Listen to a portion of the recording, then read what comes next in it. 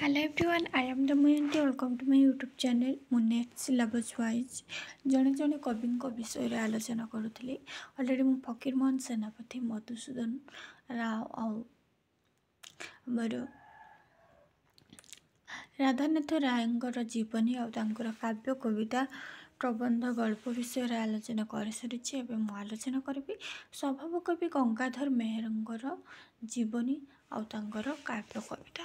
ସ୍ୱଭାବ କବି ଗଙ୍ଗାଧର ମେହେର 1862ରେ ଜନ୍ମ ଆଉ 1924ରେ ମୃତ୍ୟୁ।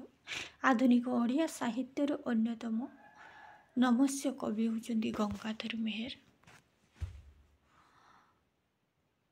ସର୍ବାନ୍ତକରଣରେ ଏକ ଆଦର୍ଶ ନିଷ୍ଠ କାବ୍ୟଧାରା ସୃଷ୍ଟି କରିବାରେ ସେ କ୍ରାନ୍ତିକାରୀ ସ୍ରଷ୍ଟା। ସମ୍ବଲପୁର କେଲାର ବରପାଲି ଗ୍ରାମରେ 1862 ମସିହା ଶ୍ରାବଣ ପୂର୍ଣ୍ଣିମା ଦିନ ଗଙ୍ଗାଧର ମେହେର ହୋଇଥିଲେ ଶୁଭ ଜନ୍ମ। ପିତା ଚୈତନ୍ୟ ମେହେର। ପାରିବାରିକ ଅବସ୍ଥା ଶୋଚନୀୟ। କୌଳିକ ବୃତ୍ତି ବୟନୀୟ। ପିତାଙ୍କ ପ୍ରେରଣା ଲାଭ କରି ଗଙ୍ଗାଧର ଚାଟଶାଳୀ ଶିକ୍ଷା ଶେଷ କରି ପାଞ୍ଚା ବ୍ରାଞ୍ଚ ସ୍କୁଲରେ ଅଧ୍ୟୟନ କଲେ। ଏଠାରେ ତାଙ୍କର ଅଧ୍ୟୟନ ପିପାସା ହେଲା ପ୍ରସାରିତ। ପଞ୍ଚମ ଶ୍ରେଣୀ ପରୀକ୍ଷାରେ ସେ ଉତ୍ତୀର୍ଣ୍ଣ ହୋଇ ଷଷ୍ଠ ଶ୍ରେଣୀରେ ନାମ ଲେଖାଇଲେ।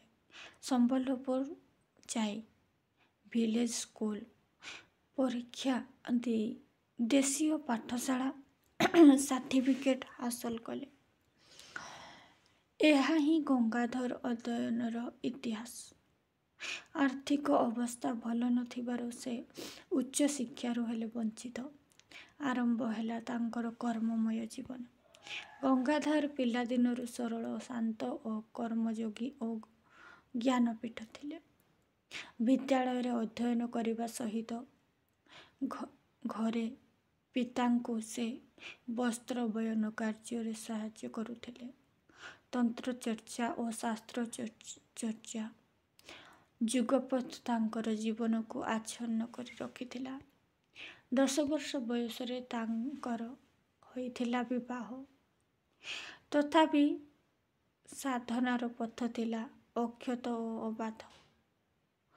ଅବସର ସମ୍ବନ୍ଧରେ ସେ ନାନା ପୁସ୍ତକ ପଢ଼ୁଥିଲେ।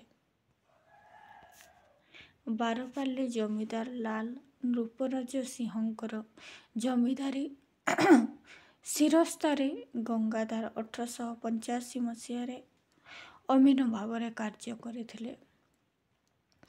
ଏହି କାର୍ଯ୍ୟରେ ସେ ସତ୍ୟ ଓ ସାଧୁତା ଉପରେ ଗୁରୁତ୍ୱ ଦେଇଥିଲେ। କାହାରି ପ୍ରଲୋଭନରେ ପଡ଼ି ସେ ମିଥ୍ୟା ଆଶ୍ରୟ ନେଇନଥିଲେ। ସେ ଜମିଦାରଙ୍କ କ୍ରୋଧର ଶିକାର ହେଲେ, ମାତ୍ର ସତ୍ୟ ଓ ନ୍ୟାୟରୁ ଟଳିଲେ ନାହିଁ। ଗଙ୍ଗାଧରଙ୍କ କାବ୍ୟ ବା ବ୍ୟକ୍ତିତ୍ୱର ଜୀବନ ଥିଲା ସତ୍ୟ ଓ ଧର୍ମନିଷ୍ଠ। ତାଙ୍କର କାବ୍ୟ କବିତା ଦେଖିବା। ପଲ୍ଲୀକବି ଗଙ୍ଗାଧର ବଳ ଗଙ୍ଗାଧରଙ୍କ ପ୍ରତି ହୃଦୟର ଅହେତୁକ ଶ୍ରଦ୍ଧା ଜଣାଇ ପ୍ରଜାବନ୍ଧୁ ପତ୍ରିକାରେ ଲେଖିଥିଲେ। କ'ଣ ଲେଖିଥିଲେ?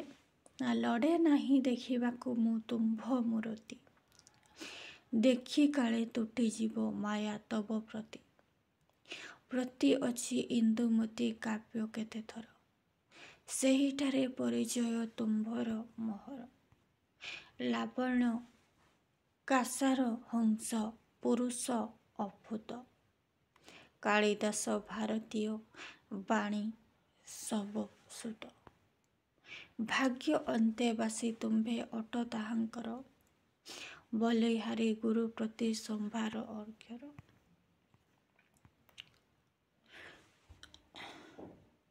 ତ ନନ୍ଦକିଶୋରଙ୍କର ଏହି ଉକ୍ତି ବାସ୍ତବିକ ଗଙ୍ଗାଧରଙ୍କ ପ୍ରତି ପ୍ରଯୁଜ୍ୟ। ଗଙ୍ଗାଧର ଆର୍ଥିକ ଦୃଷ୍ଟିରୁ ଦୀନ, ମାତ୍ର ମାନସିକ ଦୃଷ୍ଟିରୁ ମହାନ ଧନୀ। ପାର୍ଥିବ ସଂସାରରେ ସେ ଅତ୍ୟନ୍ତ ସାଧାରଣ, କାବ୍ୟ ସଂସାରରେ ସେ ଅସାଧାରଣ। ଗଙ୍ଗାଧରଙ୍କ କାବ୍ୟ ପରିଚୟ ଦେଖିବା। ଗଙ୍ଗାଧର ଏକାଧାରରେ କାବ୍ୟ ଗଳ୍ପକାର ଓ ଗୀତିକାର। ରାଧାନାଥ କାବ୍ୟ ସୃଷ୍ଟି ପାଇଁ ପାଶ୍ଚାତ୍ୟ ସାହିତ୍ୟର ପ୍ଲଟ୍ ଖୋଜିଛନ୍ତି। ଉତ୍କଳ ମାଟିରେ ତାଙ୍କୁ ରୋପଣ କରିଛନ୍ତି। ଗଙ୍ଗାଧର ପାଶ୍ଚାତ୍ୟ ସାହିତ୍ୟ ପଢ଼ି ନଥିଲେ। ତାଙ୍କର ପୁଞ୍ଜି ଥିଲା ସଂସ୍କୃତ ସାହିତ୍ୟ ଓ ମଧ୍ୟଯୁଗୀୟ ଓଡ଼ିଆ ସାହିତ୍ୟ। ସେ ତାଙ୍କର ଆଦର୍ଶ ହୋଇଛି ପ୍ରାଚ୍ୟ ସାହିତ୍ୟର ଆଦର୍ଶ। ସମକାଳୀନ ସାମାଜିକ, ରାଜନୈତିକ, ସାଂସ୍କୃତିକ ଓ ଜାତୀୟ ସ୍ମିତ ସଂଘର୍ଷ, ବାସ୍ତବବାଦୀ ମଣିଷ ଚରିତ୍ର ସ୍ଖଳନ, ଜାତୀୟ ଜୀବନର ସଙ୍କଟ, ଭ୍ରାନ୍ତ ଅହମିକାବୋଧ, ରାଜଧର୍ମ ଅବକ୍ଷୟ ଇତ୍ୟାଦି ହୋଇଛି ଗଙ୍ଗାଧର ସାରସ୍ୱତ ସୃଷ୍ଟିର ପ୍ରେରଣା। ତାଙ୍କର ଗୀତିକାରେ ଅଛି ଅନାବିଳ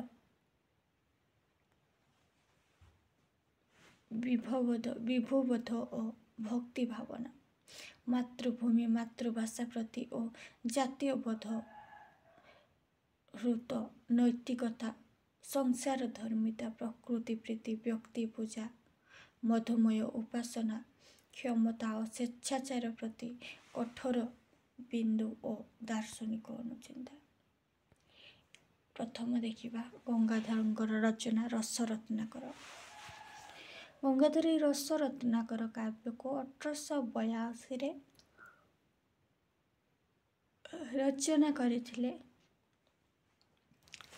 ଗଙ୍ଗାଧର ଭିଲେଜ ସ୍କୁଲ ପରୀକ୍ଷା ଦେଇ ସାରି ଘରେ ବସି ରହିଥିଲା ବେଳେ ମଧ୍ୟଯୁଗୀୟ କବି ଉପେନ୍ଦ୍ର ଭଞ୍ଜଙ୍କର କେତେକ କାବ୍ୟ ଅଧ୍ୟୟନ କରିଥିଲେ। ସେହି କାବ୍ୟାଦର୍ଶକୁ ନେଇ ସେ ରଚନା କରିଥିଲେ ରସରତ୍ନାକର କାବ୍ୟ। 8ଟି ଛାନ୍ଦ ବିଶିଷ୍ଟ ଏହି କାବ୍ୟର ଆଦ୍ୟ ଅକ୍ଷରରେ ରଚିତ। ହେଲା ରସରତ୍ନାକର ଆମର 8ଟି ଛାନ୍ଦରେ ରଚିତ। ଆଉ ଆଦ୍ୟ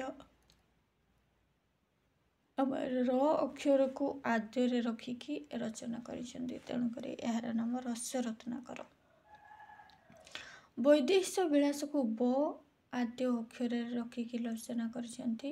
ରସକଲ୍ଲୋଳକୁ କ ଆଦ୍ୟ ଅକ୍ଷରରେ ରଖିକି ରଚନା କରିଛନ୍ତି। ଗଙ୍ଗାଧର ର ଆଦ୍ୟ ଅକ୍ଷରରେ ଏବଂ କଳସା, ଚେକ୍ଷୀ, ରାମକେରି, କୌଶିକ, ପାହାଡ଼ି, କେଦାର, ଶଙ୍କରାଭରଣ ଇତ୍ୟାଦି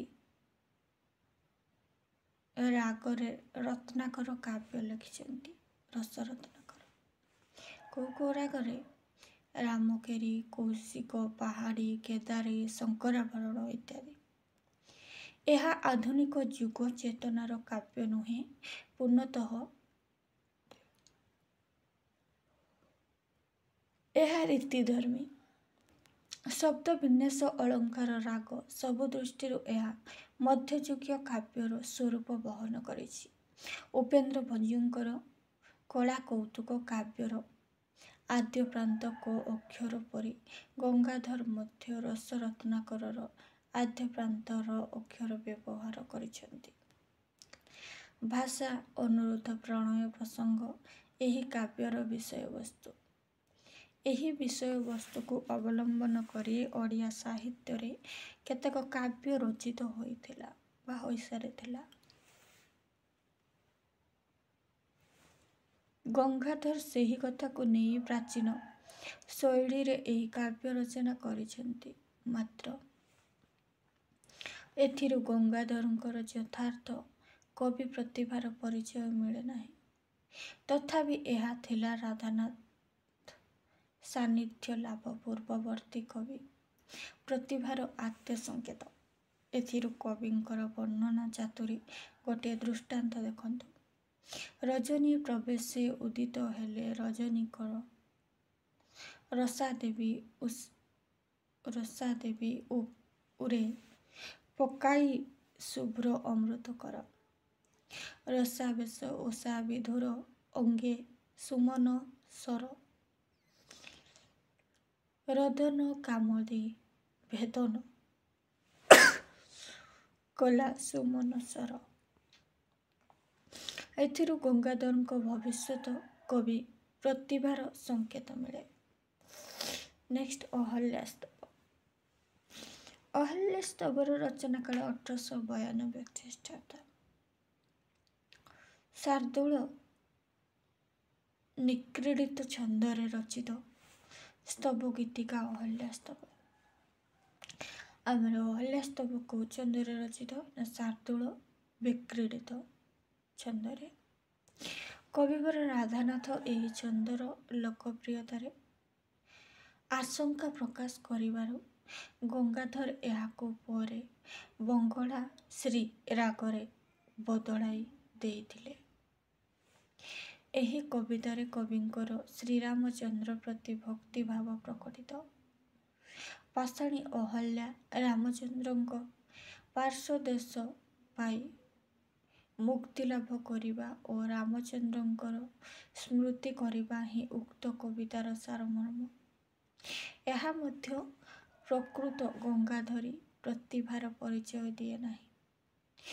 ଅହଲ୍ୟା ସ୍ତବ ମାଧ୍ୟମରେ କବି ଗଙ୍ଗାଧର ଅନ୍ତରର ଭକ୍ତିଭାବ ପ୍ରକଟିତ ହୋଇ ଏହି କବିତାରେ କହିଛନ୍ତି କ'ଣ ନା ତୁମ୍ଭ ଶାନ୍ତିମୟ କାନ୍ତି ଚଉଦିଗେ ସୁଧା ବର୍ଷେ ଅବିରଳେ ତୁମ୍ଭ ଶ୍ରୀଚରଣ କମଳ ମୋ ମନ ଭ୍ରମ ରହୁ ନିଶ୍ଚଳେ। ଏ ହେଉଛି ଆମର ଅହଲ୍ୟା ସ୍ତବର ପଦ୍ୟ। ନେକ୍ସଟ ଇନ୍ଦୁମତୀ।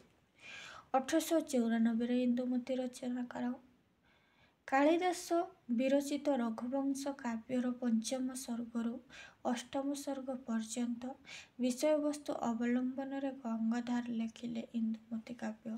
କାହାର ନା କାଳିଦାସଙ୍କ ରଚିତ ରଘୁବଂଶର ପଞ୍ଚମ ଓ ଅଷ୍ଟମ ପର୍ଯ୍ୟନ୍ତ। ଏହା ଗଙ୍ଗାଧର ପ୍ରତିଭାର ଆଦ୍ୟ ବିକଜ ବିକାଶ। ରାଧାନାଥଙ୍କର ଆଶିଷ ଲାଭ କରି ଏହା ସେ କାଳର ପ୍ରସିଦ୍ଧ ସାହିତ୍ୟ ପତ୍ରିକା ଉତ୍କଳ ପ୍ରଭାରେ ପ୍ରକାଶ ଲାଭ କଲା। ଏହା କାହାର ରାଧାନାଥଙ୍କ ଦ୍ୱାରା ପ୍ରକାଶିତ ଉତ୍କଳ ପ୍ରଭା ପତ୍ରିକାରେ ପ୍ରକାଶ ପାଇଥିଲା ଏବଂ ଉତ୍କଳର ସେହି ସମୟର ପ୍ରସିଦ୍ଧ କବି ଓ ଲେଖକମାନଙ୍କର ସଶ୍ରଦ୍ଧ ଦୃଷ୍ଟି ଆକର୍ଷଣ କରିବାକୁ ସମର୍ଥ ହେଲା। ପୂର୍ବୀ ଭାଗ ଓ ଉତ୍ତରୀ ଭାଗ ଏହି ଦୁଇଟି ସର୍ଗରେ ବଙ୍ଗଳା ଶ୍ରୀ ରାଗରେ ଏହି କ୍ଷୁଦ୍ରକାର ବ୍ୟକ୍ତି ରଚିତ। ବିଦର୍ଭ ରାଜାଙ୍କର ରୂପସୀ ଭଗିନୀ ଇନ୍ଦୁମତୀଙ୍କର ସ୍ୱୟଂବର, ଅଯୋଧ୍ୟାର ରାଜକୁମାର ଅଜଙ୍କୁ ପତି ରୂପରେ ବରଣ, ଅନ୍ୟାନ୍ୟ ରାଜାମାନଙ୍କର ଯୁଦ୍ଧ ଓ ଅଜଙ୍କ ଦ୍ୱାରା ସମସ୍ତଙ୍କର ପରାଜୟ, ଅଜ ଓ ଇନ୍ଦୁମତୀଙ୍କର ଅଯୋଧ୍ୟା ଆଗମନ, କିଛି କାଳ ପରେ ପୁତ୍ର ସନ୍ତାନ ଲାଭ ଓ ସେହି ପୁତ୍ରର ନାମ ଦଶରଥ ନାମ ପରିଚିତ। ଅଜ ଓ ଇନ୍ଦୁମତୀଙ୍କର ପୁଷ୍ପାଦ୍ୟାନରେ ଭ୍ରମଣ ଓ ଇନ୍ଦୁମତୀର ବକ୍ଷସ୍ଥଳରେ ସ୍ୱର୍ଗର ପୁଷ୍ପହାରର ପତନ, ଇନ୍ଦୁମତୀର ମୃତ୍ୟୁ ଓ ଅଜଙ୍କର ବିଳାପ, କୁଳଗୁରୁ ବଶିଷ୍ଠଙ୍କ ଉପଦେଶ ଓ ଅଜଙ୍କର ସନ୍ତାନ ଲାଭ ବିଷୟକୁ ଗଙ୍ଗାଧର କାଳିଦାସଙ୍କ ରଘୁବଂଶ ଅବଲମ୍ବନରେ ବର୍ଣ୍ଣନା କରିଥିଲେ ହେଁ ନିଜସ୍ୱ କବି ପ୍ରତିଭା ବଳରେ ଏହି କାବ୍ୟକୁ କରିଛନ୍ତି ରସ ସ୍ନିଗ୍ଧ। ଏହି କାବ୍ୟରେ ଅଛି ଏକନିଷ୍ଠ ଦାମ୍ପତ୍ୟ ପ୍ରେମର ସ୍ୱର୍ଗୀୟ ଦୀପ୍ତି, ପ୍ରିୟା ବିରହ ବିଧୁରା ସ୍ୱାମୀର ହୃଦୟ ବେଦକ ଦାମ୍ପତ୍ୟ, ସୁନ୍ଦରୀ ନାରୀର ସୌନ୍ଦର୍ଯ୍ୟ ଓ ଶୌର୍ଯ୍ୟର ଉପାସନା ଜନନୀ, ହୃଦୟର ବାତ୍ସଲ୍ୟ ଭାବ କର୍ମଫଳ ଓ ସର୍ବଗ୍ରାସୀ କାଳର ପ୍ରଭାବ ଇତ୍ୟାଦିର ପ୍ରାଣସ୍ପର୍ଶୀ ବର୍ଣ୍ଣନା। ବହୁ ରାଜାଙ୍କର ଉପସ୍ଥିତି ସତ୍ତ୍ୱେ ଇନ୍ଦୁମତୀ ଅଜଙ୍କୁ ପତି ରୂପରେ ବରଣ କରିବାରୁ କବି ସେ ବିଷୟରେ କହିଛନ୍ତି ଭାଗ୍ୟବାନ ସଦା ଭାଗ୍ୟ ଫଳ ଲୋଭେ ଅଭାଗା ଲୋଭେ ଅସିବ। ସାଗର ମନ୍ଥନେ କମଳା କେଶବ, ଗରଳ ଲୋଭିଲେ ଶିବ। ଭାଗ୍ୟ ଉପରେ ବିଶ୍ୱାସ କରୁଥିବା କବିଙ୍କର ଏହା ମାର୍ମିକ ଅଭିବ୍ୟକ୍ତି। ନେକ୍ସଟ, ଉତ୍କଳ ଲକ୍ଷ୍ମୀ 1894 ମସିହାରେ। କବିବର ରାଧାନାଥଙ୍କ କାବ୍ୟକୁ ଅନୁସରଣ କରି ଗଙ୍ଗାଧର 1894 ମସିହାରେ ରଚନା କରିଥିଲେ ଉତ୍କଳ ଲକ୍ଷ୍ମୀ। ଏହା ସେତେବେଳେ ଅପୂର୍ଣ୍ଣ ରହିଲା। 1914 ମସିହାରେ ପୁନର୍ବାର ପୂର୍ଣ୍ଣାଙ୍ଗ କଳେବର ଧାରଣ କରି ଆତ୍ମପ୍ରକାଶ କଲା। ଏହି କାବ୍ୟ ଉତ୍କଳର ନବଜାତୀୟତାବାଦୀ ଯୁଗର ଏକ ମନ୍ମୟ ପ୍ରକାଶ। ଉତ୍କଳର ପ୍ରକୃତି, ସ୍ଥାନ ଓ ଚରିତ୍ରମାନେ ଏହି କାବ୍ୟରେ କଳାତ୍ମକ ରୂପ ଗ୍ରହଣ କରିଛନ୍ତି। ଯୁଗେ ଯୁଗେ ଉତ୍କଳ ଦେବାଦେବୀଙ୍କର ଲୀଳାଭୂମି ଭାବରେ ଖ୍ୟାତ। ଏଠାରେ ବୌଦ୍ଧ, ଜୈନ, ଶାକ୍ତ, ବୈଷ୍ଣବ,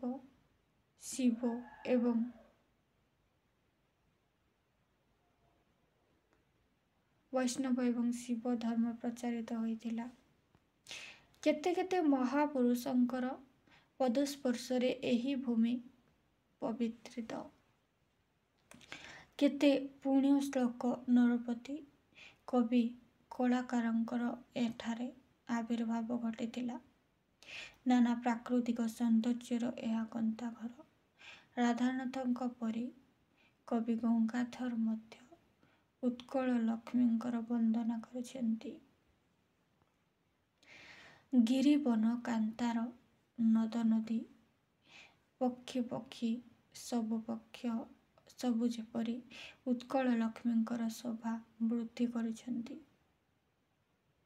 ଏହିଠାରେ ବିଦ୍ୟମାନ ପୁଣ୍ୟ ନୀଳାଚଳ ଏକାମ୍ର କାନନ, ଯାହାବି ଏଠାରେ ଚିତ୍ତସ୍ୱଳା ନାମରେ ପ୍ରବାହିତ। ଏଠାରେ ସମଲେଇ ଦେବୀ ବିଦ୍ୟମାନ। ରାଧାନାଥ, ସୁଢଳ ଦେବୀ, ରାମଚନ୍ଦ୍ର ଭଞ୍ଜ, ଲଲାଟ କେଶରୀ, ଲାଙ୍ଗୁଳା ନରସିଂହ ଦେବ, ଅନଙ୍ଗ ଭୀମ ଦେବ, ଯଯାତି କେଶରୀ, ପୁରୁଷୋତ୍ତମ ଦେବ, ଚୋଡ଼ଗଙ୍ଗ ଦେବ, ପଦ୍ମାବତୀ, ନନ୍ଦିକେଶରୀ, କୌଶଲ୍ୟା, ପାର୍ବତୀ, ବଳରାମ ଦେବ ଓ କମଳ କୁମାରୀ, ମେଘାସନ, କପିଳାସ, ସପ୍ତଶଯ୍ୟା, ବୁଢ଼ା ରାଜା, ମତିଝର, ମାଡ଼ନୟନ, ବ୍ରହ୍ମଣୀ, ବୈତରଣୀ, ଭାର୍ବି, ବିରୂପା, କୋଇଲି, ଦୟା, ରତ୍ନ, ଜିରା, ଦାନ୍ତ, ଝାଉଁ, ରାଞ୍ଜ, ମାଳତୀ, ଅଣିକା, ଖରଖରୀ, ସାରଳା ଦାସ, ଜଗନ୍ନାଥ ଦାସ, ବଳରାମ ଦାସ, କୃଷ୍ଣ ସିଂହ, ଦୀନକୃଷ୍ଣ ଦାସ, ଉପେନ୍ଦ୍ର ଭଞ୍ଜ, ଅଭିମନ୍ୟୁ ସାମନ୍ତ, ସିଂହାର, ଦେବାଦେବୀ, ପାର୍ବତୀ ମାନେ ବର୍ଣ୍ଣନା କରିଛନ୍ତି। ଏଥିରୁ କବିଙ୍କର ସେପରି କିଛି ମୌଳିକ ଦୃଷ୍ଟିଭଙ୍ଗୀର ପରିଚୟ ମିଳେ ନାହିଁ। କାବ୍ୟର ସୌନ୍ଦର୍ଯ୍ୟ ମଧ୍ୟ ଏଥିରେ ବିକାଶ ଲାଭ କରିପାରେ ନାହିଁ। ତଥାପି ଏହା ସେ ସମୟର ଉତ୍କଳ ଭିତ୍ତିକ ଜାତୀୟତାବୋଧ ସ୍ମାରକୀ। କବି କିନ୍ତୁ କହନ୍ତି, ଜୟ ଗୋ ଉତ୍କଳ ଲକ୍ଷ୍ମୀ ଏକମାତ୍ର ସୁନ୍ଦରୀ ତୁ ବସୁଧାରେ। ପ୍ରାକୃତିକ ଶୋଭା ରାଗି ରହିଛନ୍ତି ତୋ ଅଙ୍ଗରେ ଏକାଧାରେ। ଉତ୍କଳର ନାନା ବିଷୟ, ନାନା ଚରିତ୍ର ଏହି କାବ୍ୟରେ ବର୍ଣ୍ଣିତ। କବିଙ୍କର ପ୍ରତି ଏହି ଅଛି ମୁଗ୍ଧ ଅଭିନନ୍ଦନ। ନେକ୍ସଟ, କୀଚକବଧ 1903 ରଚନା। ମହାଭାରତର ବିରାଟ ପର୍ବ ଅନ୍ତର୍ଗତ କୀଚକବଧ ପ୍ରସଙ୍ଗକୁ ନେଇ ଗଙ୍ଗାଧର ରଚନା କରିଛନ୍ତି ଏହି କାବ୍ୟ। संस्कृत महाभारत सहित सारला महाभारत को कवि अनुसरण करिसेंती, विषय वस्तु आहरण करिसेंती, मात्र सेथिरे भरी देइसेंती निजर मौलिकता। कीचकबद्ध कवि हृदयर आद्य विकोच विकास, एथिरे दाम्भिकता, लंफटता और चरित्रहीनतार करुण परिणति विकास, एथिरे दाम्भिकता, लंपटता और चरित्रहीनतार करुण परिणति सहित सत्य त्याग, सेवा, कर्तव्यपथ, धर्म और सतीत्वर महत्व वर्णित होइछि। पाप और धर्मर चित्त संघर्ष जीवंत होई उठिछि। पापर ज्वलंत अग्निगर्भ मध्यरे सत्य और धर्म को निक्षिप्त करी सेथिरु ताको शुद्ध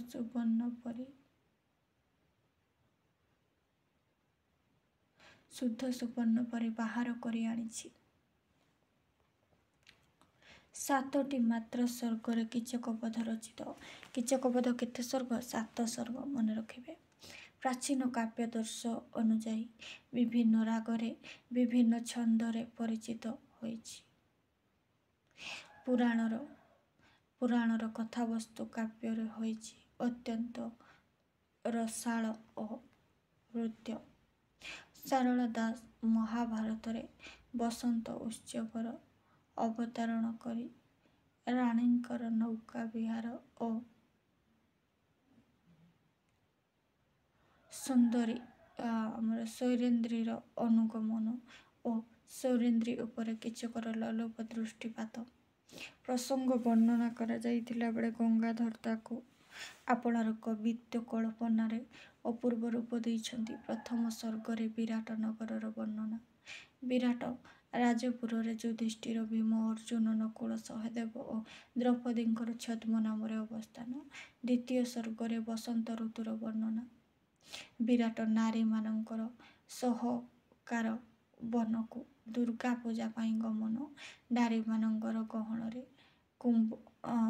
जंबुनद हार मध्यरे हीरा पदक परी द्रौपदींकर सभा। कीचकर द्रौपदींकर उपरे लोलप दृष्टि। तृतीय स्वर्गरे संध्या वर्णना। कीचकर काम भावना, द्रौपदी को उपभोग करिबा पाई दासी चपला सहित परामर्श, सौरेन्द्रींक निकटरे चपला प्रवेश करी कीचकर रूप, गुण, क्षमता, ऐश्वर्य विषय वर्णना और कीचक प्रति सौरेन्द्रीर मन आकर्षण करिबा पाई उद्यम, सौरेन्द्रीर चारित्रिक दृढ़ता। चतुर्थ स्वर्गरे चपलार राणी सुदेशनांक निकटरे कीचकर मनोभाव प्रकाश और राणींक उपदेश क्रमे सौरेन्द्रीर कीचक निकट को मधुचर नहीं गमन, सौरेन्द्र को धरिबा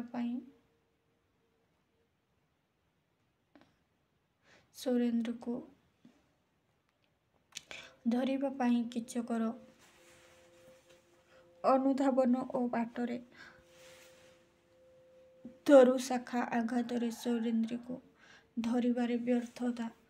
प्रथम स्वर्गरे विराटंक निकटरे सौरेन्द्रींकर दुख निवेदन और विराट राजांकर कीचक को वरण करिबा पाई परामर्श। युधिष्ठिरंक सौरेन्द्री को द्वितीय स्वामी भजिबा पाई उपदेश। रात्रि रे सौरेन्द्री भीमंक निकट को जाई कीचकर अभिलाष संपर्क रे कहिबा और भीमंकर कीचक बध पाई योजना। षष्ठ स्वर्गरे नृत्य घरे भीमर सौरेन्द्री बेशरे अपेक्षा और कीचक सेही गृह को प्रवेश मात्रे उभयंकर युद्ध और कीचकर मृत्यु। सप्तम स्वर्गरे भाषा वर्णना। कीचकर मृत्युरे विराट राजांकर विस्मय, कीचकर भाई मानंकु भीमंकर हत्या इत्यादि घटना को कवि जेपरी वर्णना करिसेंती ताहा एकांत हृदय। एही काव्ୟରେ बसंतर वर्णनारे कविंकर अभिनवत्व प्रकटित। ଏପରି ବର୍ଣ୍ଣନା ଯେତେବେଳେ ଗଙ୍ଗାଧର ହିଁ ପ୍ରଥମେ କରିଥିଲେ। ଏହି କାବ୍ୟରେ ଚପଳା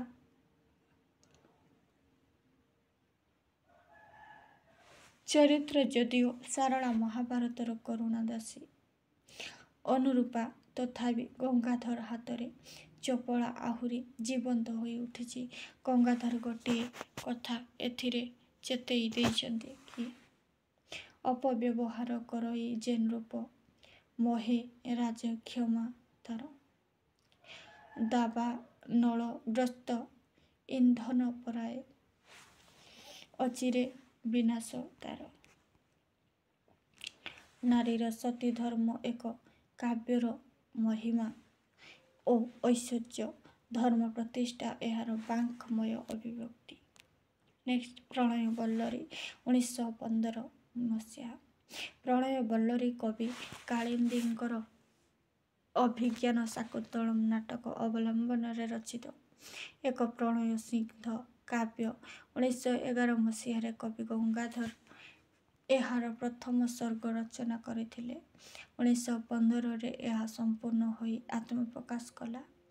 ଏହି କାବ୍ୟ ଅମୃତସ୍ୟ କାବ୍ୟ ହୋଇଥିବାରେ ହେଁ ଏଠାରେ କବିଙ୍କର ମୌଳିକତା ମଧ୍ୟ ପରିଲକ୍ଷିତ।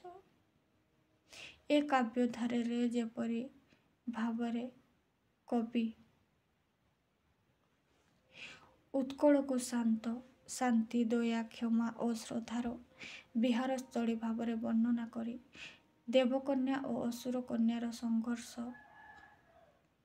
ଅସୁରମାନଙ୍କୁ ଦମନ କରିବା ପାଇଁ ମନେ କିଛି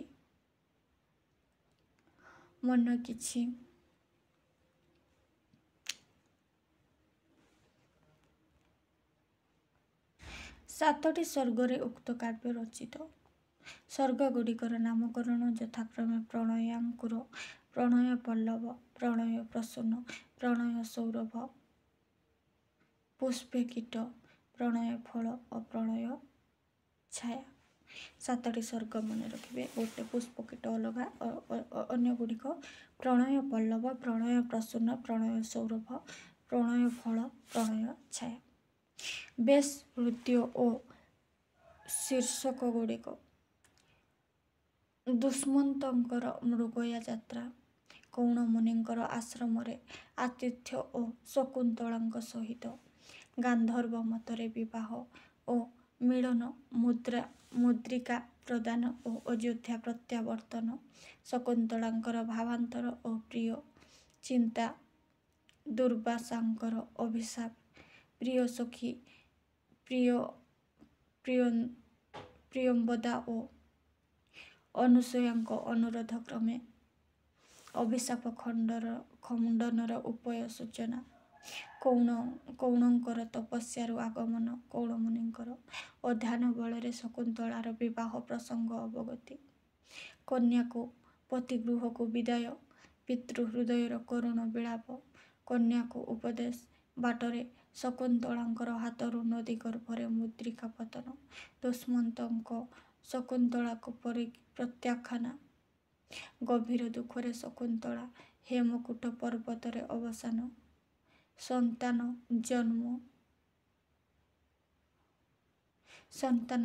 ଜନ୍ମ, ଧୀବର କୌତୁକ, ମୁଦ୍ରିକା ପ୍ରାପ୍ତି ଓ ଶକୁନ୍ତଳାଙ୍କୁ ପ୍ରଦାନ,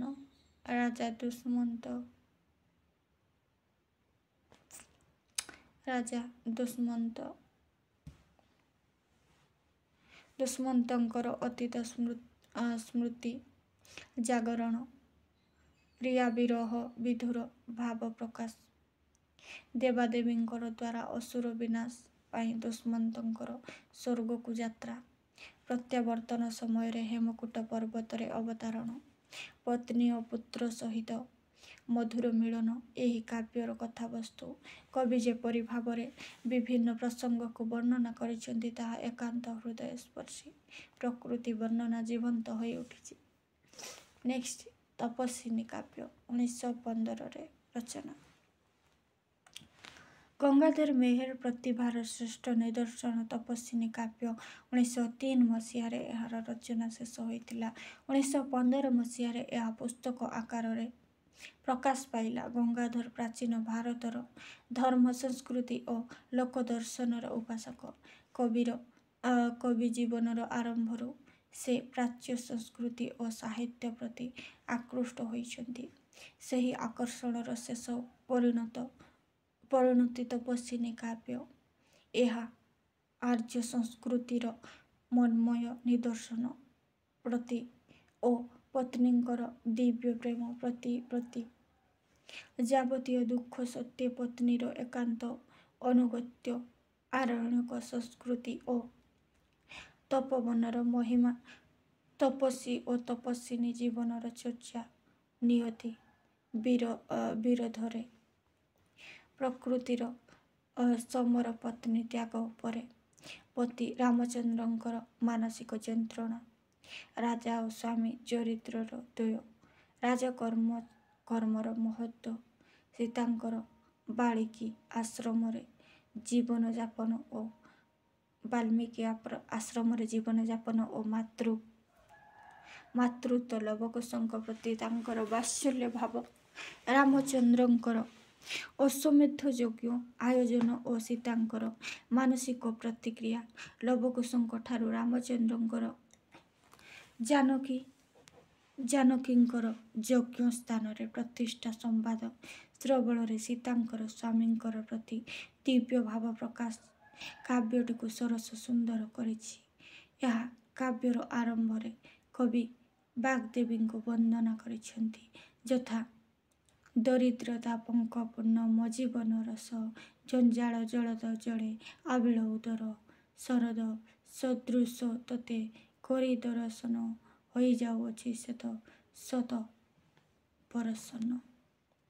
ଏହାପରେ କବି ମାନସ ଗତି କରାଯାଇଛି। ବାଲ୍ମୀକି ଆଶ୍ରମକୁ ପତି ପରିତ୍ୟକ୍ତା ରାମ ହୃଦୟ ଜ୍ୟେଷ୍ଠା ସୀତା ଶିରୋମଣି ସୀତାଙ୍କୁ ଦର୍ଶନ କରିବା ପାଇଁ ଘୋର ଅରଣ୍ୟ ମଧ୍ୟରେ ସୀତାଙ୍କୁ ଅଗ୍ରଜ ଆଜ୍ଞାବହ ସୌମିତ୍ରୀ ଛାଡ଼ି ଦେଇ ଯାଇଛି। ଲକ୍ଷ୍ମଣ ସୀତାଙ୍କ କରୁଣ କ୍ରନ୍ଦନ ବନଭୂମିକୁ ଶୋକାକୁଳ କରିଥିଲା। ପ୍ରକୃତି କ୍ରୋଧ ପ୍ରକାଶ କରିଥିଲା ନିୟତି ବିରୋଧୀରେ। ସୀତା କିନ୍ତୁ ସ୍ୱାମୀଙ୍କର ମହିମା ଓ ସ୍ୱର୍ଗୀୟ ଗୁଣ ସ୍ମରଣ କରି ଅଭିଭୂତା ହୋଇଛନ୍ତି। ନିଜର ନିର୍ବାସିତ ଦଣ୍ଡ ପାଇଁ ଦୁଃଖ କରି ନାହାନ୍ତି, ବରଂ ସେ କହିଛନ୍ତି, ମୁଁ କି ଛାର ହେଉ ତୁମ୍ଭ ପ୍ରକୃତ ରଞ୍ଜନୀ, ମୁଁ ମରେ ତୁମ୍ଭର ହେଉ କଳଙ୍କ ଭଞ୍ଜନୀ। ପତି ଅନୁଗତା ପତ୍ନୀ ହିଁ ଏକଥା କହିପାରେ। ପତି ବାକ୍ୟ ପାଳନ ପାଇଁ ସେ ବିମୁଖ ନ ହେଲେ ସେତେ ହେବେ ସ୍ୱାମୀଙ୍କର ପ୍ରକୃତ ପତ୍ନୀପଦକୁ ଭାଜନ। ସ୍ୱାମୀ ତାଙ୍କର ପ୍ରଜାନୁରଞ୍ଜନ ବ୍ରତରେ ବ୍ରତୀ। ସେ ତାଙ୍କୁ ଆଦରରେ ଖୁଆଇ ଦେଲେ ଏବଂ କହିଲେ, ଖାଅ ମା, ଖାଅ ମା, ଘରେ ତୋର କିଏ ଅଛି? ଲାଜ ଚାହିଁ ରହିଛନ୍ତି ତୋତେ ଏ ସଖୀ ସମାଜ। ବୃଦ୍ଧା ଅନୁକମ୍ପା ସତୀଙ୍କୁ ଦେଲେ ବାତ୍ସଲ୍ୟ ସ୍ନେହ। ସେ ତାଙ୍କୁ ଆଦରରେ ଖୁଆଇ ଦେଇଛନ୍ତି। ସୀତାଙ୍କୁ ନିର୍ବାସିତ ଦଣ୍ଡରେ ରାମଚନ୍ଦ୍ର ସ୍ଥିର ହୋଇ ରହିପାରିଲେ ନାହିଁ। ନିଜକୁ ସେ ଧିକ୍କାର କରୁଥିଲେ। ତାଙ୍କ ଭିତରେ ରାଜା ଓ ସ୍ୱାମୀ ଦୁଇଟି ରୂପ ଆତ୍ମପ୍ରକାଶ କରୁଥିଲା। ସ୍ୱାମିତ୍ୱ ଉପରେ ରାଜ୍ୟର ବ୍ୟକ୍ତିତ୍ୱ ପ୍ରଭାବ ବିସ୍ତାର କରାଯାଉଥିଲା। ସେ ଭାବୁଥିଲେ ରାଜ ଅଧିକାର ବ୍ୟାଜ ଅଟେ। ମହା ଦାସତ୍ୱର ପ୍ରଜାମାନେ ମେଳ ହୋଇ ମିଥ୍ୟାକୁ ଯଦି ସତ୍ୟ କହିବେ, ରାଜା ତାକୁ ମାନିବାକୁ ବାଧ୍ୟ। ପ୍ରଜାର ଶାନ୍ତିରେ ରାଜାଙ୍କର ଶାନ୍ତି। ବାସନ୍ତୀ ସନ୍ଧ୍ୟାରେ ସୀତାଙ୍କର ମନେ ପଡ଼ିଛି ଅତୀତର ସମସ୍ତ ଘଟଣା। ସ୍ୱାମୀଙ୍କ ସହ ତାଙ୍କର ସୁଖମୟ ଜୀବନ, ବନଗମନର, ରାବଣର କୁର୍ତ୍ତକ ଅପହରଣ, ରାବଣର ବିନାଶ ପରେ ତାଙ୍କୁ ଉଦ୍ଧାର, ଅନଳ ଅନଳ ଅଗ୍ନି ପରୀକ୍ଷା ଓ ଅଯୋଧ୍ୟା ପ୍ରତ୍ୟାଗମନ, ଲଙ୍କା ପଦବୀ ହେତୁ ତାଙ୍କର ନିର୍ବାସିତ ଇତ୍ୟାଦି ନାନା ଘଟଣା ତାଙ୍କର ଅନ୍ତରରୁ ବିଦୀର୍ଣ୍ଣ କରି ଶୋକ ଆକାରରେ ପ୍ରକାଶ ପାଇଛି। ତପସ୍ୱିନୀ କବି ହୃଦୟର ଅମଳିନ ଦୀପ୍ତି, ଦାମ୍ପତ୍ୟ ପ୍ରେମ, ଏହା ସ୍ୱର୍ଗୀୟ ସୌରଭ୍ୟ, କାରୁଣ୍ୟ ଓ ଆନନ୍ଦ ଯୁଗପତ୍ ପ୍ରବାହ ଏହି କାବ୍ୟରେ ହୋଇଛି। ନେକ୍ସଟ, ପଦ୍ମିନୀ। 1902ରୁ 1903ରେ ପଦ୍ମିନୀ ଏକ ଐତିହାସିକ କାବ୍ୟ। ମନେ ରଖିବେ, ପଦ୍ମିନୀ ଏକ ଐତିହାସିକ କାବ୍ୟ। କବି ଗଙ୍ଗାଧରଙ୍କର ନେକ୍ସଟ ରଚନା ପଦ୍ମିନୀ। ରାଜପୁତ ରମଣୀ ଚିତ୍ତୋର ଦୁର୍ଗ ଅଧିପତି ମିବାରର ରାଣୀ ଭୀମସିଂହଙ୍କ ପତ୍ନୀ ପଦ୍ମିନୀଙ୍କୁ ପାଇବା ପାଇଁ ଦିଲ୍ଲୀର ସମ୍ରାଟ ଆଲାଉଦ୍ଦିନଙ୍କର ଚକ୍ରାନ୍ତ ଓ ଚିତ୍ତୋର ଅଭିଯାନ ଏହି କାବ୍ୟର କଥାବସ୍ତୁ। ମଧ୍ୟଯୁଗୀୟ ଭାରତରେ ଯବନ ଶାସନ ଓ ଯବନମାନଙ୍କର ଅତ୍ୟାଚାର, ଲୁଣ୍ଠନ, ଶୋଷଣ, ନାରୀ ହରଣ ଏକ ଚରମ ସୀମାକୁ ସ୍ପର୍ଶ କରିଥିଲା। ରାଜପୁତ୍ରମାନଙ୍କର ଯବନମାନଙ୍କୁ ବିରୋଧ କରୁଥିଲା। କେତେକ ମଧ୍ୟ ଯବନମାନଙ୍କର ତୋଷାମୋହକାରୀ ହୋଇ ଯାଇଥିଲେ। ଭାରତର ନୈତିକ ଅଧୋପତନ ଏହି କାବ୍ୟରେ ବର୍ଣ୍ଣିତ। ଅପରପକ୍ଷରେ ଭୀମସିଂହ ଓ ପଦ୍ମିନୀଙ୍କର ଦାମ୍ପତ୍ୟ ପ୍ରେମ, ନୈତିକତା, ଆର୍ଯ୍ୟ ଚେତନା ଓ ଜାତୀୟବୋଧ ଏହି କାବ୍ୟକୁ କରିଛି ପ୍ରାଣବନ୍ତ। ଏହି କାବ୍ୟରେ ଆଲାଉଦ୍ଦିନ ପଦ୍ମିନୀକୁ ପାଇବା ପାଇଁ ଦୁଇଟି ଚକ୍ରାନ୍ତ କରିଛି। ପ୍ରଥମତଃ ସେ ପତ୍ର ଲେଖିଛି ଭୀମସିଂହଙ୍କ ପାଖକୁ ପଦ୍ମିନୀକୁ ମାନସ ପତ୍ନୀ ରୂପେ ପାଇବା ପାଇଁ। ଏହି ଚକ୍ରାନ୍ତ ବ୍ୟର୍ଥ ହେଲା ପରେ ଦାସୀ ଲୀଳାକୁ ସନ୍ନ୍ୟାସିନୀ ବେଶରେ ପଦ୍ମିନୀଙ୍କ ପାଖକୁ ପଠାଇଛି। ଏହି ଚକ୍ରାନ୍ତ ମଧ୍ୟ ବ୍ୟର୍ଥ ହୋଇଛି। କୀଚକବଧ କାବ୍ୟରେ ଚପଳା ଚରିତ୍ର ଆଉ ଏକ ନୂତନ ସଂସ୍କରଣ ଲୀଳା। ପଦ୍ମିନୀ ପ୍ରାପ୍ତି ଜନିତ ତୀବ୍ର କାମନା ବାସନାରେ ଆଲାଉଦ୍ଦିନ ହେଲେ ଜର୍ଜରିତ। ତେଣୁ ସେ ଚିତ୍ତୋର ଅବରୋଧ କଲେ। ଚିତ୍ତୋର ଜୟ କରି ନ ପାରିବାରୁ ସେ ନିଜକୁ ଧିକ୍କାର କରିଛନ୍ତି। ଏତିକିରେ କାବ୍ୟଟି ଅସମ୍ପୂର୍ଣ୍ଣ ରହିଛି, ମାତ୍ର କବି ସ୍ୱର୍ଗ ରଚିତ ହୋଇଛି। ଏହି ଐତିହାସିକ କାବ୍ୟରେ ଗଙ୍ଗାଧର ଆର୍ଯ୍ୟ ଜାତୀୟତା, ନିରବର ସତୀତ୍ୱ ଓ ପତିଗତ ପ୍ରାଣତା, ଭାରତର ତତ୍କାଳୀନ ଅବକ୍ଷୟ ଯବନ ଶାସନର ସ୍ୱେଚ୍ଛାଚାରିତାକୁ ଯେପରି ବର୍ଣ୍ଣନା କରିଛନ୍ତି, ତାହା ତାଙ୍କର ନୈତିକତାବୋଧ ଓ ଜାତୀୟତାବୋଧର ପରିଚୟ ଦେଇଥାଏ। ଗଙ୍ଗାଧରଙ୍କର ଅନ୍ୟାନ୍ୟ କାବ୍ୟ କବିତା। କବି ଗଙ୍ଗାଧର ଆହୁରି କେତୋଟି ଖଣ୍ଡକାବ୍ୟ ରଚନା କରିଥିଲେ। ଅଯୋଧ୍ୟା ଦୃଶ୍ୟ 1914 ତାଙ୍କର ଦୁଇଟି ସର୍ବଶ୍ରେଷ୍ଠ ଏକ କାବ୍ୟ। ଏଥିରେ ଶ୍ରୀରାମଚନ୍ଦ୍ରଙ୍କର ରାଜା ହେବା ସମ୍ବାଦରେ ଅଯୋଧ୍ୟାବାସୀଙ୍କର ଆନନ୍ଦ,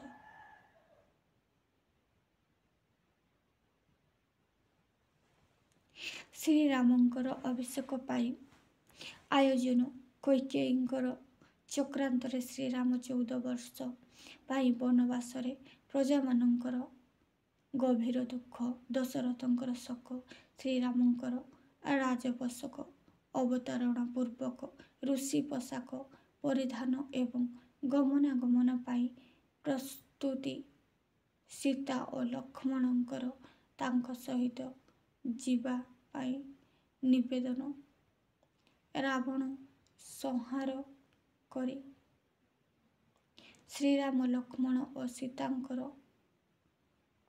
ଅଯୋଧ୍ୟା ପ୍ରତ୍ୟାଗମନ ଓ ଶ୍ରୀରାମଙ୍କର ସିଂହାସନ ଆରୋହଣ ଇତ୍ୟାଦି କଥାକୁ ଅତି ସଂକ୍ଷେପରେ କବି ବ୍ୟବହାର କରିଛନ୍ତି। ନେକ୍ସଟ, କବିତା କଲ୍ଲୋଳ। 1902 12 ରଚନା। ବେଦବ୍ୟାସ ଚନ୍ଦ୍ର ରଜନୀ ବସନ୍ତ ବାସର ସୋମନାଥ ବିଜୟ ଓ ବର୍ଷା ଚିତ୍ର ଆଦି 5ଟି ଦୀର୍ଘ କବିତାର ସମାହାର ଅର୍ଘ୍ୟଥାଳି। ଆମର କବିତା ବଳି ହେଉଛି 5ଟି ଦୀର୍ଘ କବିତାର ସମାହାର। ନେକ୍ସଟ ଅର୍ଘ୍ୟଥାଳି 1918। ସରସ ସୁନ୍ଦର ହୃଦୟସ୍ପର୍ଶୀ ଗୀତି କବିତାମାନଙ୍କର ଏକ ମନୋଜ୍ଞ ଫଳ ସଂକଳନ ଅର୍ଘ୍ୟଥାଳି। ବିଭିନ୍ନ ସମୟର କବି ହୃଦୟରେ ଯେଉଁ ସବୁ ଖଣ୍ଡ ଭାବନା ସୃଷ୍ଟି ହୋଇଥିଲା ତାହାକୁ କବିତାରେ ରଚନା କରି ସେ ପତ୍ରିକାମାନଙ୍କରେ ପ୍ରକାଶ କରିଥିଲେ। ଭୀଷ୍ମବଧ ଓ ଭକ୍ତି ଭାବନା ବିଭିନ୍ନ କବିତାରେ ପ୍ରକାଶିତ କେତୋଟି ଦୃଷ୍ଟାନ୍ତ ହେଉଛି। କି ଦେଇ ପୂଜିବି ଯାହା ମୁଁ ଦେଉଛି ସବୁ ତୁମ୍ଭରି ପ୍ରସାଦ, ଯାହା ପ୍ରସାଦ ତାଙ୍କୁ ଅପରିଲେ ହେ ସିନା ଅପରାଧ। ମୁଁ କାର ମାତର ମୋର ନୁହେଁ ବୋଲି କହିବାକୁ କାହିଁ ବାଟ।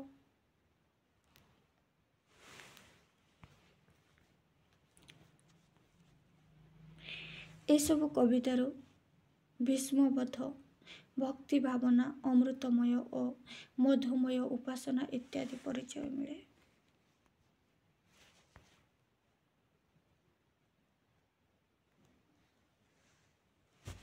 ଉତ୍କଳ ଭାରତୀଙ୍କର ଉକ୍ତି ଲିପି ସଂସ୍କାର ଆନ୍ଦୋଳନ ପରିପ୍ରେକ୍ଷୀରେ ରଚିତ। କବି ନିଜେ ହିଁ ଉତ୍କଳ ଭାରତୀଙ୍କ ମୁଖରେ କୁହାଇଛନ୍ତି। ଛନ୍ଦ ବାବୁ ମୋର କମଳ ବସନ, ଅଙ୍ଗକୁ ସହିରେ ନହେବ ପୀଡ଼ା। ଦେବ ଦେଲେ ଦିଅ ଏମନ୍ତ ଭୂଷଣ, ଯାହା ଘେନି ମୋର ନହେବ ବ୍ରୀଡ଼ା। ଅଙ୍ଗ ଚାହିଁ ଦିଅ ଯଜ୍ଞ ପରିଚ୍ଛଦ, ପରିଚ୍ଛଦ ଯୋଗୁ ନ କାଟୁ ଦେହ। ଏହି କବିତା ଜାତୀୟ ଚେତନାର କବି ହୃଦୟର ମର୍ମଲିପି। ଓଡ଼ିଆ ଭାଷାକୁ କବିକୃତି କରିବାର ସପକ୍ଷରେ ସେ ନୁହନ୍ତି। ବିଦେଶୀ ଭାବ ଯାହା ଓଡ଼ିଆ ସାହିତ୍ୟକୁ ସମୃଦ୍ଧ କରିବ ତାହାକୁ ଗ୍ରହଣ କରିବାରେ ବାଧା ନାହିଁ, ମାତ୍ର ଯାହା ଗୌରବ ବୃଦ୍ଧି କରିବ ନାହିଁ ତାହାକୁ ଗ୍ରହଣ କରିବାରେ ଗଙ୍ଗାଧର ବିରୋଧୀ। ମଳୟ ଆବାହନ କବିତାରେ ପ୍ରକୃତି ବର୍ଣ୍ଣନା ମଧ୍ୟ ଦେଇ ଜାତୀୟତାବୋଧ ପ୍ରକାଶିତ।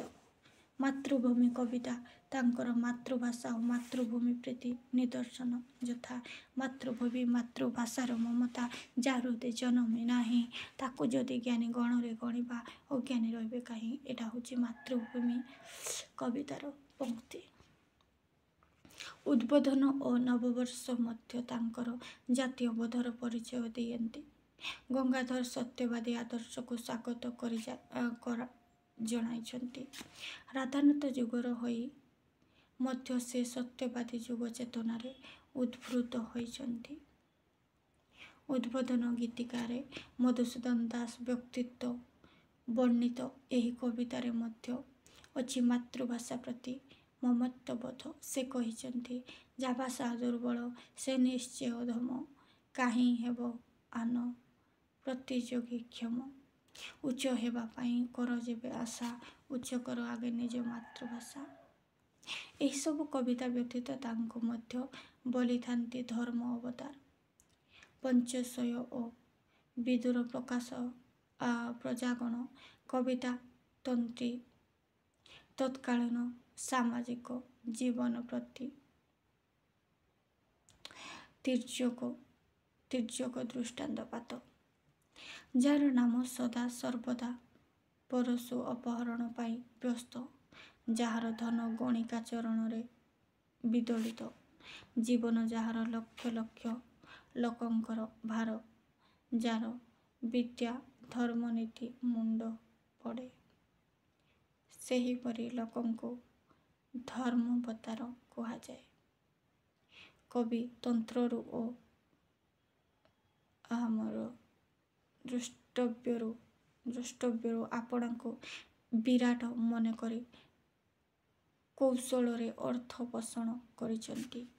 ଗ୍ରାମର ଅଧିପତି ହୋଇ କପଟତା ଓ ମିଥ୍ୟା ଜାଲ ବିସ୍ତାର କରି ଲୋକଙ୍କୁ ହଇରାଣ କରିଛନ୍ତି।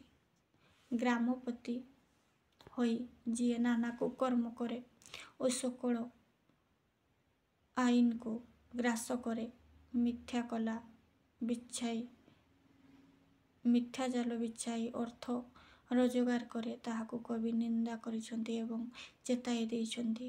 ଯେଉଁ ରାଜ୍ୟ ଧର୍ମର ପ୍ରଭାବ ହୁଏ ନାଶ, ପାପ ଅନ୍ଧାରର ତାକୁ କରିଦିଅ ଗ୍ରାସ। ଯହିଁ ଧନ ତହୁଁ କରେ ଲୋକ ପଳାୟନ, ଲୋଭ ନାଶେ ସୁନିପୁଣ ଧର୍ମ ରାୟଣ। ଗଙ୍ଗାଧର କାବ୍ୟ ତ ଏହି କବିତାରେ ପ୍ରତିଫଳିତ। ବିଦୁର ପ୍ରକାରର କବିତାରେ ମଧ୍ୟ ଧର୍ମର ମହିମା କୀର୍ତ୍ତିତ। ଏହି କବିତାରେ ତୋଷାମଦକାରୀ, ମଦ୍ୟପ, କୁଅଡ଼ି, ବେଶ୍ୟାସକ୍ତ, ମୂର୍ଖ, ପରସ୍ୱାଦହାରୀ, ସ୍ୱେଚ୍ଛାଚାରୀ ରାଜା, ଅସାଧୁ କର୍ମଚାରୀ, ନୀଚ ଲୋକ, ନୀତିବାନ ବ୍ୟକ୍ତି ଇତ୍ୟାଦି ସମ୍ପର୍କରେ ମାର୍ମିକ ବର୍ଣ୍ଣନା ରହିଛି। ବଳରାମ ଦେବ, ସ୍ୱର୍ଗୀୟ କବୀର, ରାଧାନାଥ ରାୟ, ମଧୁସୂଦନ ରାଓ, ସ୍ୱର୍ଗାରୋହଣ, ସ୍ୱର୍ଗୀୟ କୃଷ୍ଣାକୁମାରୀ, ଫକୀରମୋହନ, ମୃତ୍ୟୁ ଯଶୀ ନିକଟରେ, ଉତ୍କଳ ମାତାର, ରୋଦନ, ବିଦ୍ୟାରତ୍ନଙ୍କର ହିତୈଷିଣୀ ଆଦି କବିତା ଗୁଡ଼ିକ ବ୍ୟକ୍ତିପୂଜା, କୀର୍ତ୍ତିକ, ଅର୍ଘ୍ୟଥାଳି, ବାସ୍ତବିକ କବି ହୃଦୟର ମାର୍ମିକ ଉଲ୍ଲେଖ। ଜାତୀୟତା, ଧର୍ମ, ନୈତିକତା, ସାଧୁତା, ଭୀଷ୍ମବଧ ଓ ଉକ୍ତି, କର୍ମନିଷ୍ଠତା, ମାତୃଭାଷା ଓ ଜନ୍ମଭୂମି ପ୍ରୀତି, ବ୍ୟକ୍ତିପୂଜାର ଏହା ମର୍ମସ୍ପର୍ଶୀ।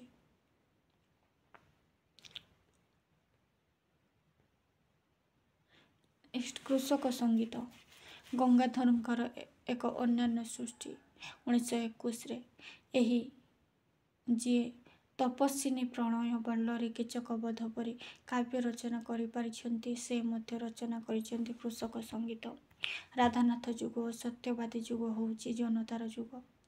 ନିମ୍ନ ଜାତି ଓ ନିମ୍ନ ବର୍ଗ ପ୍ରତି ଏହି ସମୟରେ ସହାନୁଭୂତି ପ୍ରକାଶ ପାଇଛି। କବିତାରେ ଗଙ୍ଗାଧର ସାଧାରଣ ପରିବାରର ବ୍ୟକ୍ତି। କୃଷି ଓ କୃଷକ ସମସ୍ୟା ସହିତ ସେ ଜଡ଼ିତ। କୃଷକମାନଙ୍କ ଉପରକୁ ନ ଉଠାଇଲେ ସମାଜ ଉନ୍ନତ ହୋଇପାରିବ ନାହିଁ। ସେମାନଙ୍କ ନିଜ ଗୀତରେ ସରଳ ସୁଗମ ମାର୍ଗରେ ସମାଜକୁ ଉଠାଇବାକୁ ହେବ। ସେମାନଙ୍କ ଭିତରୁ ସକଳ କଳଙ୍କ ଓ ସଂକୀର୍ତ୍ତତାକୁ ଦୂରେଇ ଦେବାକୁ ହେବ। ତେଣୁ ଗଙ୍ଗାଧର ରଚନା କରିଛନ୍ତି କୃଷକ ସଙ୍ଗୀତ। ଅନ୍ନର ମହିମା, କୃଷିର ଗୌରବ, କୃଷକର ଆତ୍ମକଥା, ଆଖୁ ଚାଷ, ଭୂମି ବିଭାଗ, ଧାନ ଚାଷ, ଚଣା, ମୁଗ, ଫଳ, ଓଲ, ମକା, ଦେବଧାନୀ, ହରିଣ, ଗହମ, କନ୍ଦମୂଳ, ପିଆଜ, ବାଇଗଣ, ଲଙ୍କା, ଆଳୁ, କୋବି, ପୋଟଳ, କଦଳୀ ଏଗୁଡ଼ିକ ସବୁ କୃଷକ ସଙ୍ଗୀତର ରଚନା। ନେକ୍ସଟ ଗଙ୍ଗାଧରଙ୍କ ଗଦ୍ୟ ରଚନା ଦେଖିବା। ଗଙ୍ଗାଧର ମୁଖ୍ୟତଃ କବି, ତଥାପି ସେ କେତୋଟି ଗଦ୍ୟ ରଚନା କରିଛନ୍ତି। ଆତ୍ମଜୀବନୀ ତାଙ୍କର ସଂକ୍ଷିପ୍ତ ଜୀବନ। ଏଥିରେ ତାଙ୍କର ବାଲ୍ୟ ଜୀବନ, ପାରିବାରିକ ଅବସ୍ଥା, ଶିକ୍ଷା, ବସ୍ତ୍ର ବୟନ, ବିବାହ ଓ ଚାକିରି ବୟସ ସମ୍ପର୍କରେ ବର୍ଣ୍ଣିତ ହୋଇଛି। ଫକୀରମୋହନଙ୍କ ଆତ୍ମଜୀବନୀ ପରବର୍ତ୍ତୀ ସୃଷ୍ଟି ଭାବରେ ଗଙ୍ଗାଧର ଆତ୍ମଜୀବନୀକୁ ବିଚାର କରାଯାଇପାରେ। ଶ୍ରୀ ନୃପରାଜ ସିଂହ ଶୀର୍ଷକ ତାଙ୍କର ଏକ ଜୀବନମୂଳକ ପ୍ରବନ୍ଧ। ଏହା 4ଟି ପରିଚ୍ଛେଦରେ ରଚିତ। ପୁରାଣ କବି ଫକୀରମୋହନ ମଧ୍ୟ ଏ ଜୀବନମୂଳକ ପ୍ରବନ୍ଧ। ସ୍ୱର୍ଗୀୟ କାଶୀନାଥ ପଣ୍ଡା ଏହି ଧରଣର ପ୍ରବନ୍ଧ। ଏହା କି ପୃଥିବୀର ଶବ୍ଦ ଓ ଶିକ୍ଷିତ, ଅଶିକ୍ଷିତ ଓ ଶିକ୍ଷାଭିମାନୀ ତାଙ୍କର ବିଶ୍ଳେଷଣାତ୍ମକ ତାତ୍ତ୍ୱିକ ପ୍ରବନ୍ଧ। ଏହା ବ୍ୟତୀତ ଭ, ଦେବ, ଋ ଓ ଋଭେଦ ତାଙ୍କର ବ୍ୟାକରଣଗତ ପ୍ରବନ୍ଧ। ଗଙ୍ଗାଧର ପ୍ରାବନ୍ଧିକ ନୁହନ୍ତି, ଗଦ୍ୟଶିଳ୍ପୀ ମଧ୍ୟ ନୁହନ୍ତି। ସେ ମୁଖ୍ୟତଃ କବି। ତଥାପି ବେଳେବେଳେ ସେ ଗଦ୍ୟ ରଚନା କରିଥାନ୍ତି। ଯେଉଁ କେତୋଟି ଗଦ୍ୟ ସେ ରଚନା କରନ୍ତି ସେ ସବୁ ତାଙ୍କର ପ୍ରତିଭାର ନିଦର୍ଶନ ପ୍ରଦାନ କରେ। ନେକ୍ସଟ, ଗଙ୍ଗାଧରଙ୍କ ସାହିତ୍ୟ ସମ୍ପର୍କରେ କେତେକ ସୂଚନା। ଗଙ୍ଗାଧର ପ୍ରାଚୀନ ଥିଲେ ଏବଂ ଆଧୁନିକ ମଧ୍ୟ ଥିଲେ। ତାଙ୍କ ସାହିତ୍ୟ ପ୍ରାଚୀନ ଓ ଆଧୁନିକତାର ମିଳନ ଭୂମି। ପ୍ରାଚୀନ ଚିନ୍ତାର ସେ ରୂପକ। ଗଙ୍ଗାଧରଙ୍କ କର୍ମମୟ ଜୀବନ ଓ ସାହିତ୍ୟ ଏକ ସୂତ୍ରରେ ରଚିତ। ପଲ୍ଲୀ କବି ନନ୍ଦକିଶୋର ବଳ। ତ ଗଙ୍ଗାଧର ବିଷୟରେ ଆମେ ଆଲୋଚନା କରିଲୁ। ପରବର୍ତ୍ତୀ ଭିଡ଼ିଓରେ ଆଲୋଚନା କରିବା ପଲ୍ଲୀ କବି ନନ୍ଦକିଶୋର ବଳ।